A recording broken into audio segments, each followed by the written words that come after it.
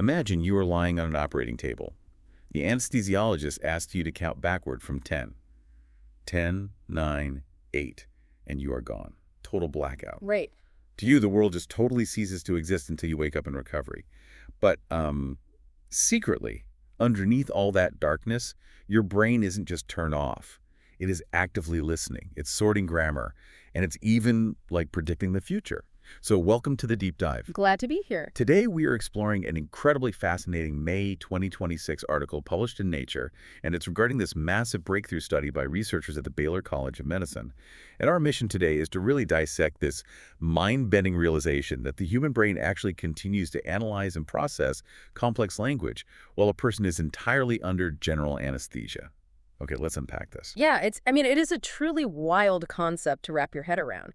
But to understand what is happening in the unconscious brain, we really have to look at the massive technological leap that made this observation even possible in the first place. Right, because we couldn't just do this 10 years ago. Exactly. For decades, analyzing the anesthetized brain was basically limited by the sheer bluntness of our tools.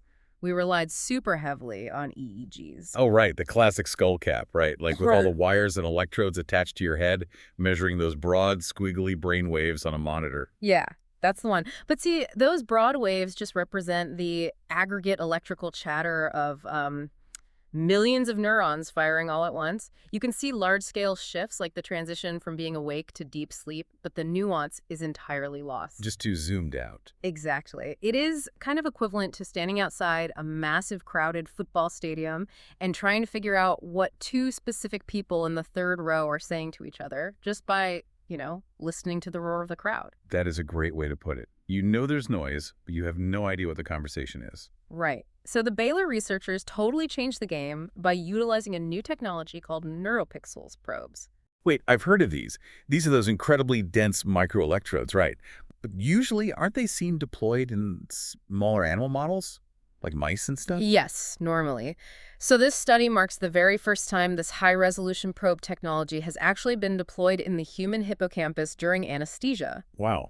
And just to give you a sense of scale, a neuropixels probe is essentially a silicone thread that is considerably thinner than a human hair. Thinner than a hair. That is insane. It is. But packed along that tiny, tiny shaft are nearly 1,000 individual recording sites.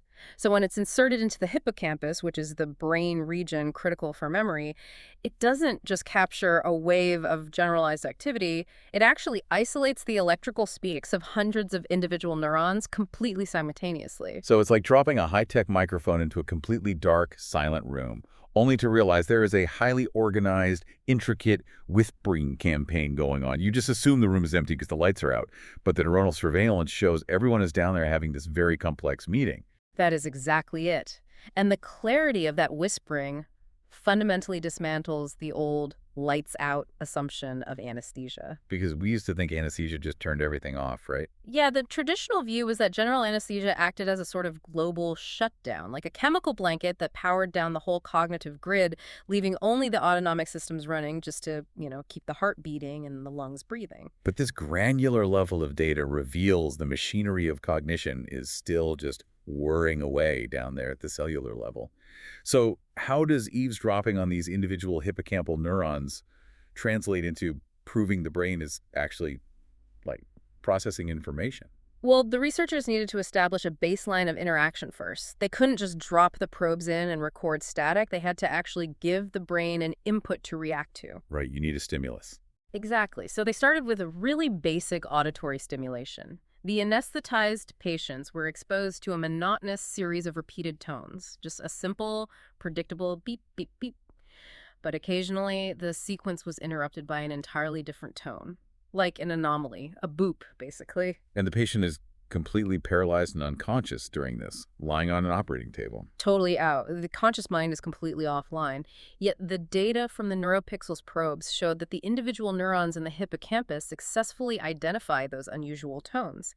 The firing rates spiked right when the anomaly occurred. Oh, wow. But what's fascinating here is that this neuronal response wasn't static.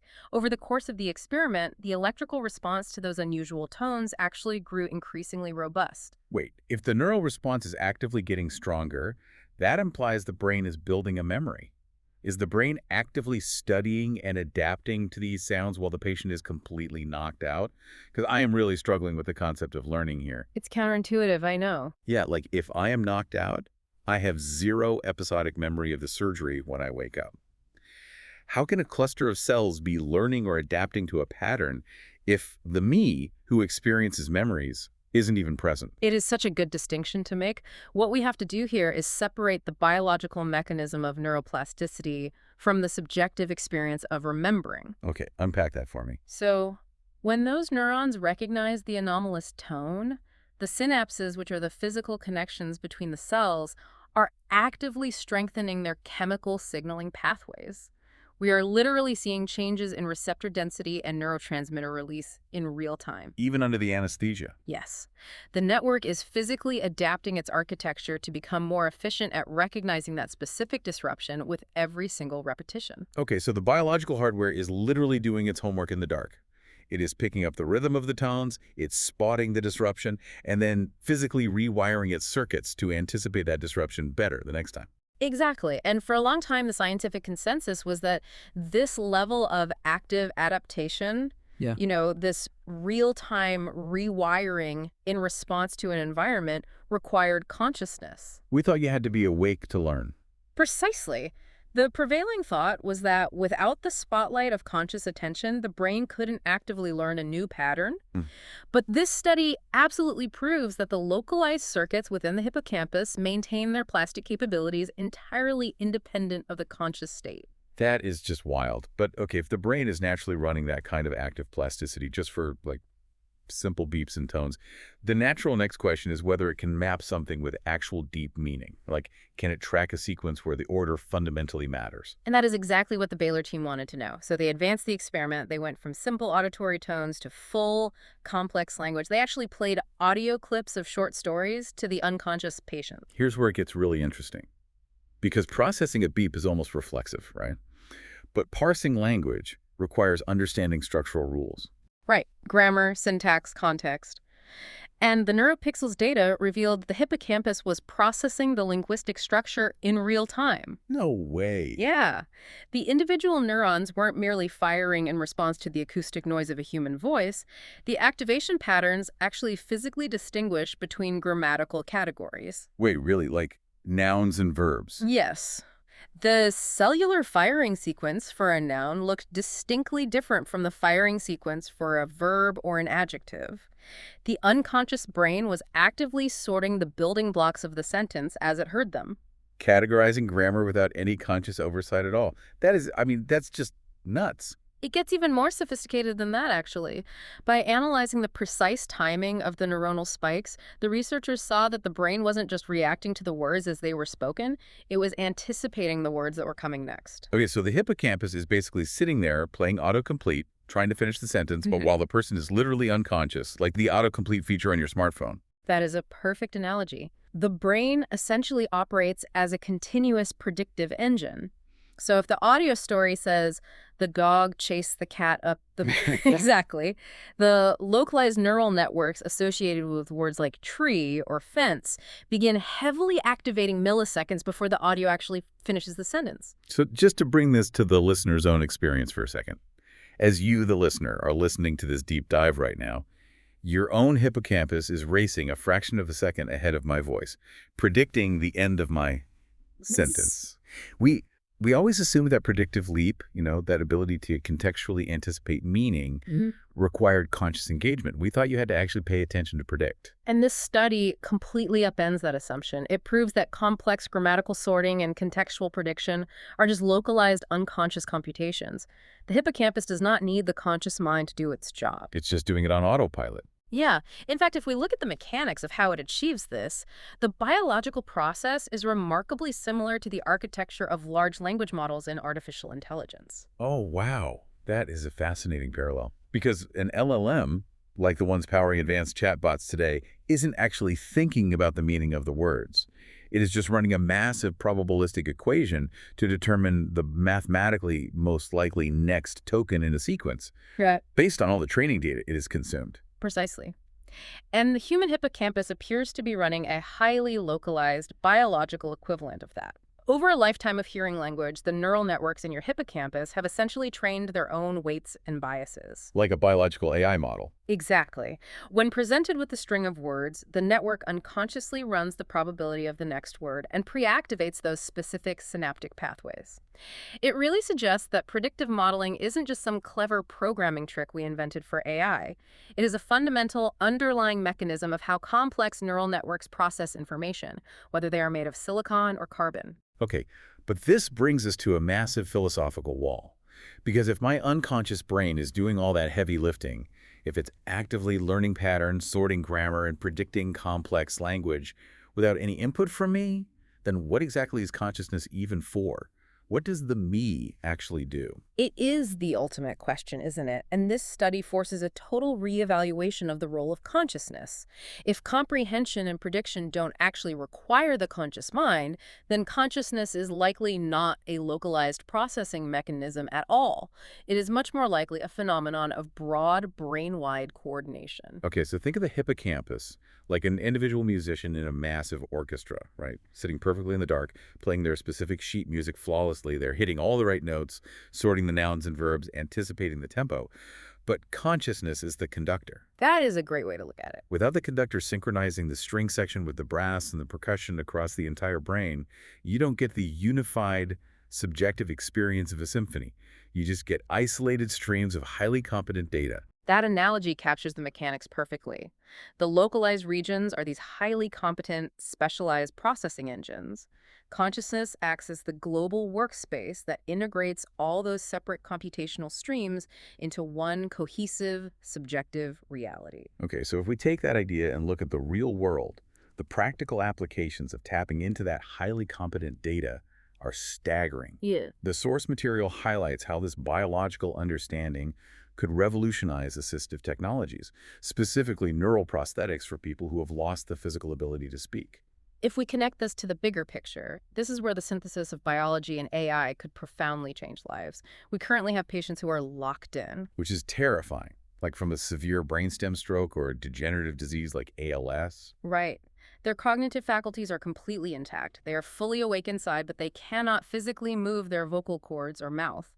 Historically, trying to read their brain activity to produce speech for them has been incredibly difficult because we were trying to decode those messy, generalized EEG waves we talked about earlier. So what does this all mean for those specific patients? If the hippocampus is naturally running this underlying language engine, constantly sorting and predicting words, even when we are totally disconnected from our physical motor functions, can we just bypass the physical mouth entirely? The theoretical groundwork is absolutely now there to do that.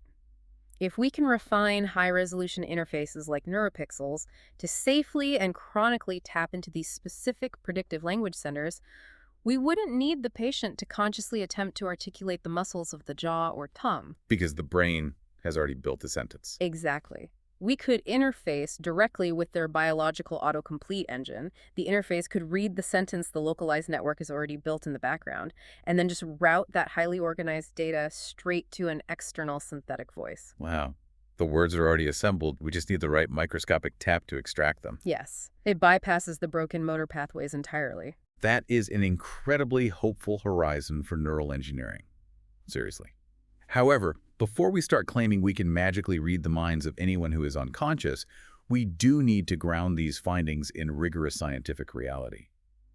There are some significant caveats in this study, right? Oh, absolutely. Critical thinking is totally essential here. The Baylor researchers themselves are the very first to emphasize caution. It is so vital to remember the exact parameters of the environment they were studying. Right. The results only apply to one highly specific state of medically induced general anesthesia utilizing a particular pharmacological cocktail. So we are essentially looking through a very specific chemical keyhole here. And on top of that, the probes were only recording from one specialized region of the brain, the hippocampus. We don't know what the rest of the brain was doing. Exactly. This raises an important question about how we define the word unconscious in the first place, because we use it as a blanket term for literally anything that isn't wakefulness. But biologically, these states are vastly different landscapes. Yeah, being chemically knocked out for a surgery is fundamentally different from falling asleep in your own bed. Completely different. A medically induced coma or general anesthesia forces a disruption, by introducing agents that actively block certain neural receptors. It artificially shuts down the global workspace while leaving local networks running. Right. But natural sleep, like REM sleep, is a highly orchestrated, cyclical biological process with its own shifting architecture of brainwave states. And then a traumatic coma caused by, like, a physical injury or severe oxygen deprivation is an entirely different pathological state altogether. Right. So just because the hippocampus maintains its neuroplasticity and language processing under this specific surgical anesthesia, we cannot automatically assume the brain is actively sorting nouns and verbs while you were dreaming in REM sleep, or if someone is in a long-term traumatic coma. We just don't have the data to make those leaps yet. No, we don't.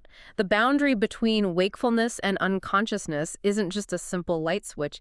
It is a massive, highly varied frontier, and we are really only just beginning to map it with these high-resolution recording tools. But man, even within those cautious parameters, what we have learned today is extraordinary. Yeah. Just think about it. We've seen how researchers utilize neuropixels, probes those incredibly dense microscopic threads to eavesdrop on the firing of individual neurons, finally piercing the silence of the anesthetized brain. Yeah. We discovered that those neurons are physically adapting their chemical pathways, actively learning and strengthening their responses to anomalous tones in complete darkness. And the leap from that basic plasticity to the revelation that the hippocampus acts as a biological large language model is profound. I mean, sorting grammar and unconsciously predicting the next words in a sentence completely independent of the conscious mind. It is mind-blowing. It really forces us to redefine consciousness, not as the sole creator of thought, but as the global conductor, unifying our highly intelligent localized neural circuits. The brain is undeniably accomplishing far more behind our backs than we ever dared to imagine. It really is. As we wrap up today's deep dive, we want to leave you with a final thought to mull over. Think about the implications of that biological predictive engine we just talked about.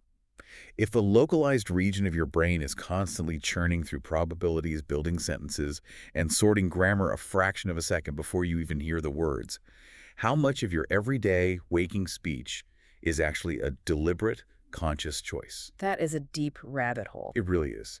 When you were chatting with your friends later today, how much of what you say is truly you deciding the words? And how much is just your conscious mind taking credit for an autopilot program that is running just ahead of you, handing you a fully formed sentence right when you need it? It really makes you wonder who is actually driving the car. Thank you for joining us on this deep dive, and keep exploring.